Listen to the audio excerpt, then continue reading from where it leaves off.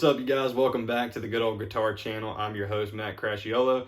As always, thank y'all so much for being here. I really do appreciate it. Now, I've got a really fun and easy one for you today with I Don't Mind by Sturgill Simpson. So I hope you guys enjoy this lesson, or at least find it helpful. And if you do, make sure to let me know by leaving a like on the video and subscribing to the channel. With that being said, guys, we'll go ahead and zoom in and start getting into this one for you. All right, guys, we've got a really fun one today, I Don't Mind by Sturgill Simpson. It's also very easy to play, so we'll go over some of the basics to start off. We're in standard tuning, and as you can see, we have no capo on the guitar. Now, for this lesson, we're only going to need 4 chords for the entire song, so we'll go ahead and start off by taking a look at those. So we've got our C chord, we have an A minor chord, we've got a G chord, and we have an F, which you can play the bar, or you can play without the bar. It's up to you guys, whichever will work. So now for this lesson, I'm going to be breaking this song down piece by piece, because although our strum pattern stays the same for the entirety of the song, our verses and choruses kind of switch up a little bit as the song goes on. So we'll start off by taking a look at our first section, which I'm just going to call the intro / first verse. All right, guys, starting off with our intro, we're going to start on a C, and we're going to go.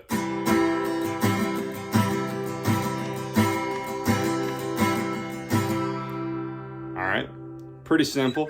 Our rough strum pattern we're going to think of is just down, down, down, up, down, up, down, up, down, up, down, up, down, up. All right, so it's all down ups, and you can play it with all down ups. However, every time we change chords, I like to kind of emphasize the bass note a little bit if I can with a second down strum. So just something like that, guys. Not necessary, but it adds a little something.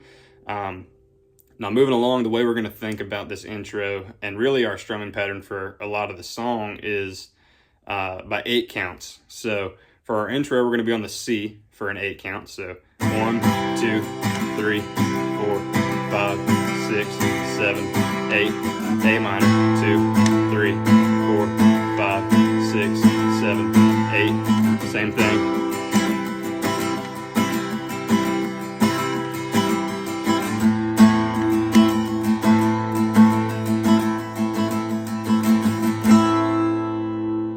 That's all there is to our intro, guys. That leads into our first verse. So C to A minor, C to A minor, 8 counts on each of them. All right, guys, so just for the sake of time, I'm not going to break down the entirety of this first verse just because of its similarity to the intro we just went over. We keep the same strum pattern throughout the whole song, so just go ahead and get that mentally locked in, I guess. But for this first verse, we play through that same C to A minor, C to A minor, C to A minor. So you can think about it as 3 times with 8 counts on each chord. So if you need to practice that count or the timing and everything, you can go back to the intro. It's identical. So after we do that 3 times, we then go to our G chord for just a 4 count. So half of the amount of time we've been spending on the chords. So, all right, G, 2, 3, 4, to an F, F, 2, 3, 4, A minor, 2, 3, 4, G, 2, 3, 4. All right, that was a little sloppy, but I think you guys get the point of it. After we do that, we go back and play our same verse progression one more time all the way through. So we go back to the C for 8 counts. You know, back to that, C to A minor, C to A minor, C to A minor. Go through the G, F, A minor, G again. And that's got you covered for the entirety of the first verse. So with that out of the way, we'll go ahead and take a look at what I'm going to be considering the chorus of the song, even though there's not really a true chorus, but we're going to go ahead and take a look at that now. So our chorus is going to begin on a G chord. So you're going to be hanging out on that G after you finish the first verse. And we're back to 8 counts. So we go.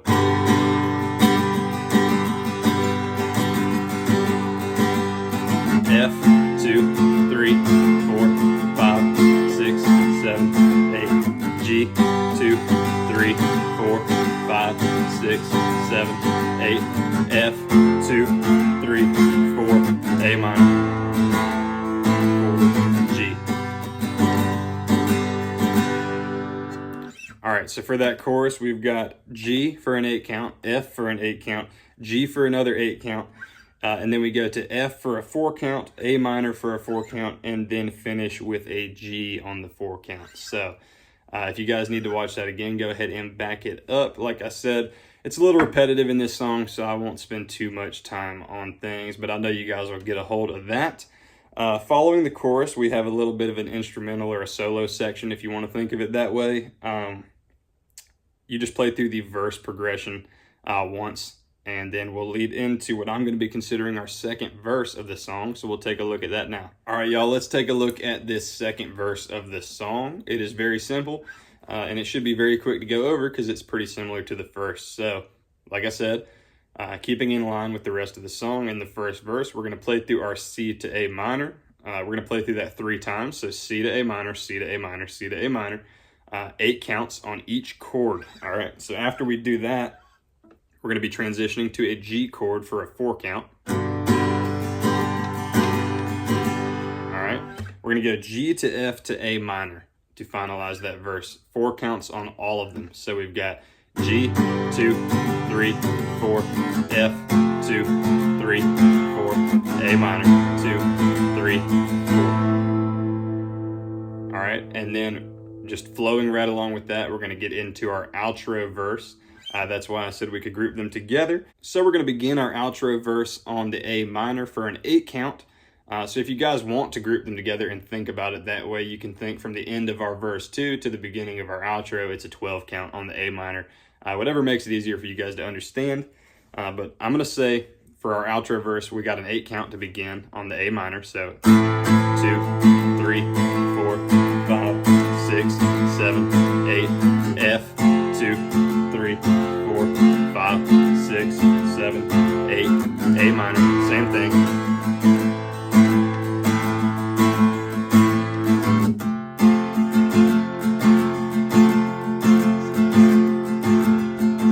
All right, so that's simple enough. We go A minor to F, A minor to F, 8 counts on each chord. After that, we go back to the A minor for a 4 count. G, 4 count. All right, so A minor, F, 8 counts on each, A minor for a 4 count, G for a 4 count, and then we begin our true outro, which is going to technically be the chorus again, and we're going to go G 8 times.